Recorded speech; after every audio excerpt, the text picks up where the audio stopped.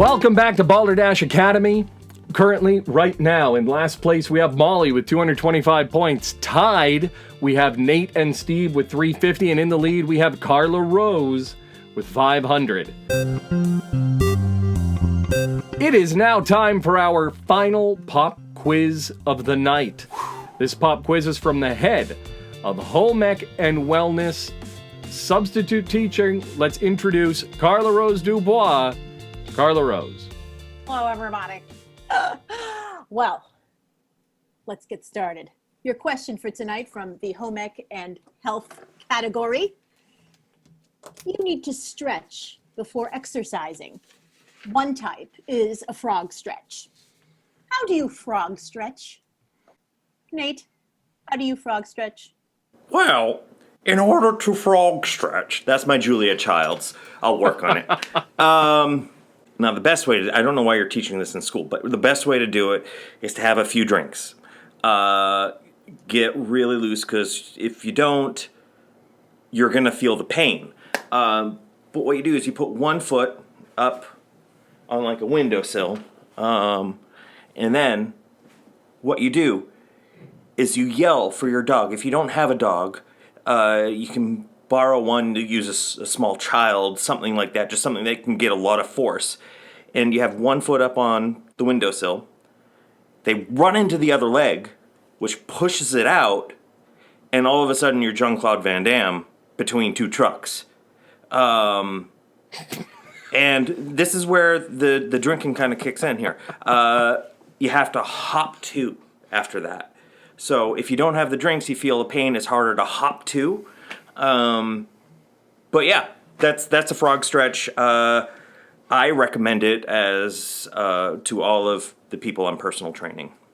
Frog stretch. Mm-hmm. Thank you, Nate. Molly, what's your take on the frog stretch?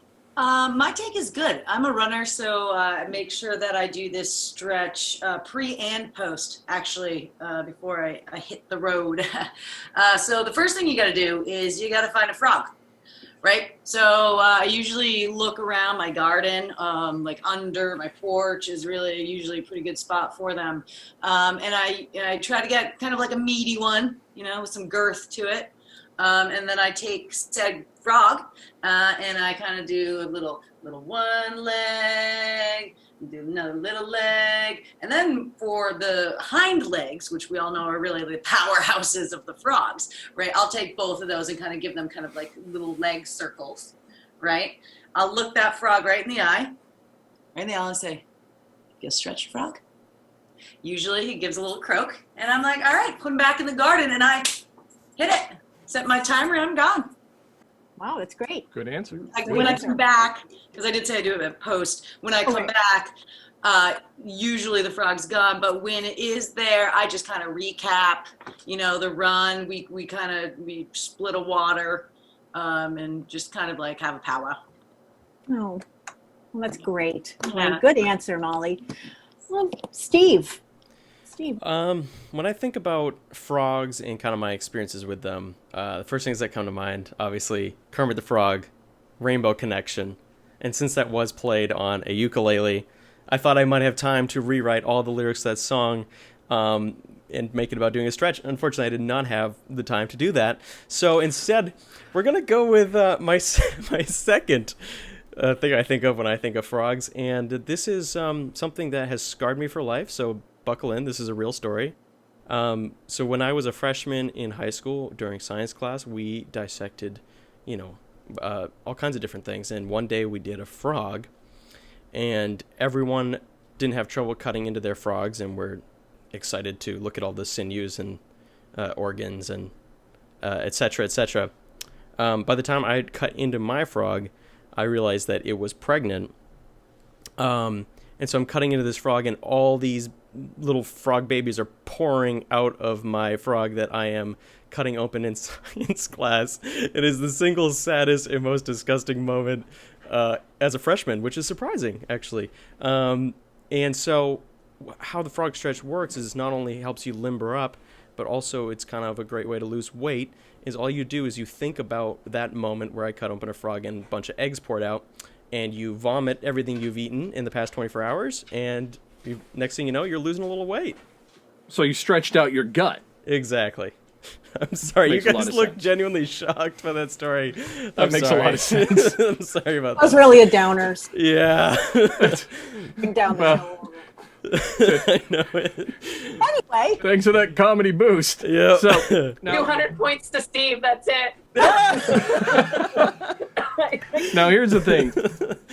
Some people, Steve was on the right track with it being about Kermit. When people hear the frog stretch, they think it's about legs, they think it's about lower body, because that is a frog, right? But what it actually refers to is the Henson Company spends most of their time with their arms above their heads. They're operating Muppets, they have the cameras on. So what they do to stretch is they do the Kermit the Frog stretch. They reach up, they reach up, they reach up as if their hand's up a Muppet's ass. Both sides. Sometimes they do the hand movements, try to stretch out those fingers, get them into the gloves right. So Steve was close, but it's obviously a stretch for Muppets. that was at the same time very good and also very disturbing, because now I have images of pregnant frogs with babies and then people with hands up Muppets' asses, in my brain. But honestly, I have to tell you, I'm sorry to say, because those were good. You're incorrect. The actual frog stretch is step one, start on all fours. Step two, slide your knees wider, then shoulder width apart. So far, you've described Here my goes weekend. They're Step dropping three, like flies. it helps if you have a twister mat, underneath yourself. that helps. Step three, turn your toes out and rest Nate, the inner Nate has to go edges. get his twister mat from the bedroom. Turn your toes out and rest the inner edges of your feet flat on the floor. Like that. And if you hear popping and cracking, that's normal. Oh, really? What about the sharp, intense pain through my hip? Yeah, ignore it. Okay? That means it's working. Sound medical advice. It's working. Sure, you can't sue me. I can tell you whatever the hell I want. Okay. Okay, step four. There's more. There's more. Step four, shift your hips back toward your heels. Okay.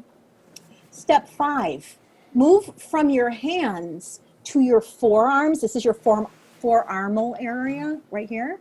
Forearms to get a deeper stretch if possible. You're going to really want to deepen that stretch up. This is exactly what a frog does every morning on their lily pad. Okay. Wow. Step. You can see it in the swamps. This is brilliant. It's totally like we are totally mimicking a natural frog movement, which is why it is completely low impact. It will not hurt you, no matter how much it actually hurts. It's good hurt. Okay. 6, hold this completely natural position for 30 seconds to 2 minutes, ignoring your screams, ignoring In the swamp, the no one will hear you yeah, scream. it's true. It doesn't exist if you do it in the swamp. It's scream all you want. That's why. Have you ever heard a frog scream? Yeah, all night in the Yeah, summertime. exactly. That's because they're stretching their lily pads. How do you think they can jump so high? Come on, people. It's science. Is this like the new goat yoga where everyone's going to be going to like their nearest swamp and just doing yoga on lily pads Goat with yoga? frogs? Frog yoga? Frog yoga. It's actually called Froga. Froga. It already exists. It was invented like 5 minutes ago. You were so late to this. Sorry, guys. I interrupted the punchline. Amy, you heard more answers. Are there any other scores you'd like to give? No. That's like a good answer. 200 points for Steve and his sexual education. So That's true. It was a bonus sex ed moment. Like, oh, that's how things get pregnant. our next game is called Technically Scarf. Correct. I will read a description of a movie that is technically correct. Our faculty members will all come up with an answer as fast as possible. and present it one by one. Amy will award points based on the answers that she likes best. Movie 1. A terrorist group attempts to destroy a military facility. A terrorist group attempts to destroy a military facility. Nate, what's the... Oh, Carla Rose, what's the answer? Jurassic Park. Jurassic Park. Nate, what do you got? Shawshank Redemption. All right. Steve, what's your answer? Phantom of the Opera. Phantom of the Opera. Molly? E.T. E.T.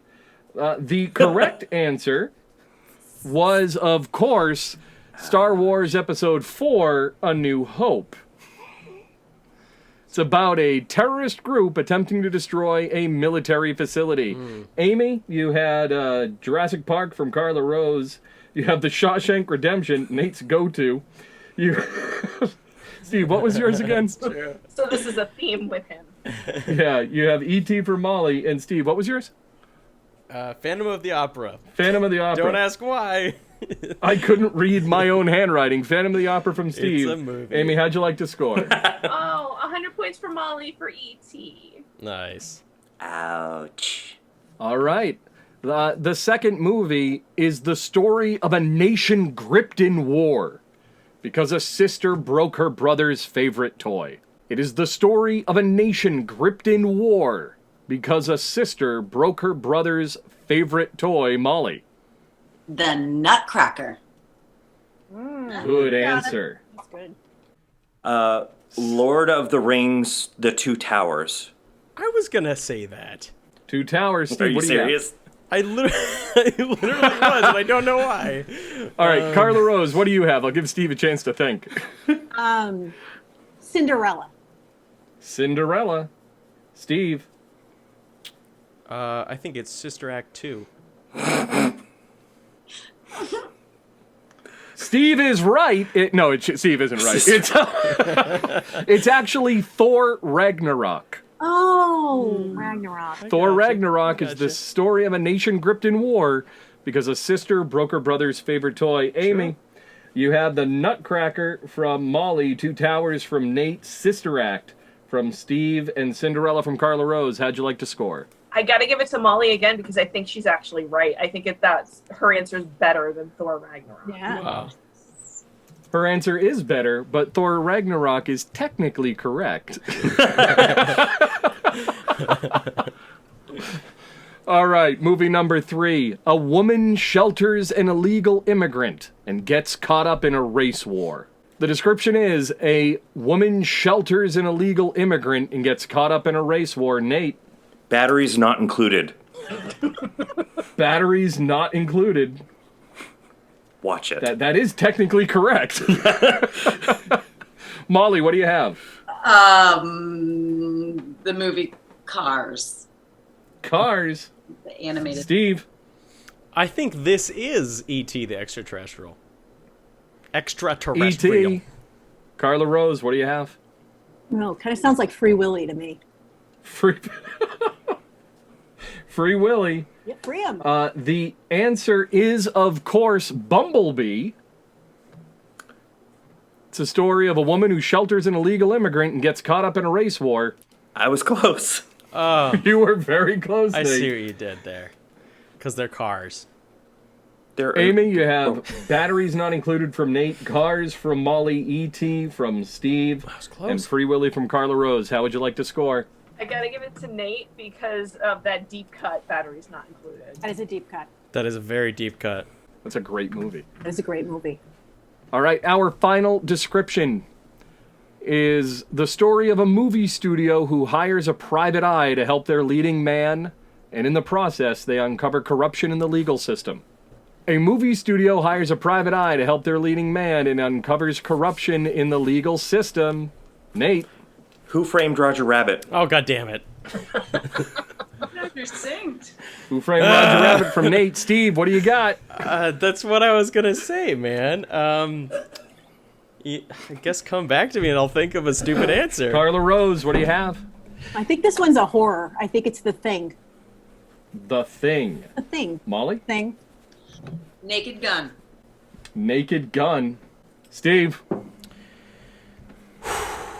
Bohemian Rhapsody. Bohemian Rhapsody. Get out of here. The answer is, of course, Who Framed Roger Rabbit? Right? So, Amy, you have Nate with the correct answer. You have Steve with Bohemian Rhapsody. Carla Rose with Thing. Molly with the Naked Gun. How do you want to score? Well, I should give it to Nate, but I don't want to. So I'm going to give enough. it to Molly. Oh! How much, 100? Yes. Molly's racking them up right now. He is. This is I like that you didn't give it to Steve, even though he said he was going to say that. It's like, but I'm going to go with someone else. Steve has been denied. It is now time for the moral of our story, for the end of today's assembly. After listening to what we had to say, after listening to the interview and everything that went on tonight, the moral of the story tonight is very, very clear. When traveling with your knitting, make sure to pack plastic needles. Amy, thank you for joining us tonight. Amy can be found on the Dramatist Presents Talkback on the Broadway Podcast Network. The link is in the description. Amy, thank you for your time. The points for this evening are: in last place, no longer the reigning champion, Nate Green with 450 points. Wow. Followed by Carla Rose with 500. Ooh. So we're down to 2. Is it former reigning champion Molly McGill, or did the pep talk work, and is it Steve? Well, the answer's clear. With Molly's 525 points that the pep talk worked, Steve is our current reigning champion with 550 I did points. it! I did it! Well I'm done. not a loser. Woo!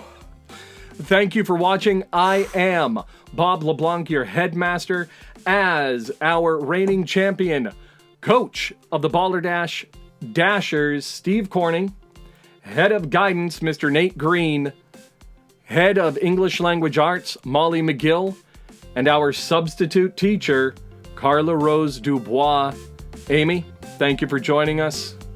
Have a good night. Sexy sourdough starter, frisky air fryer, and Jamaican me crazy with visiting professor Amy VonMacek, all in the next bonus episode of Balderdash Academy. Thank you for watching. Remember to like, subscribe, and hit that bell icon. You can find us on your favorite podcast service as Balderdash Academy.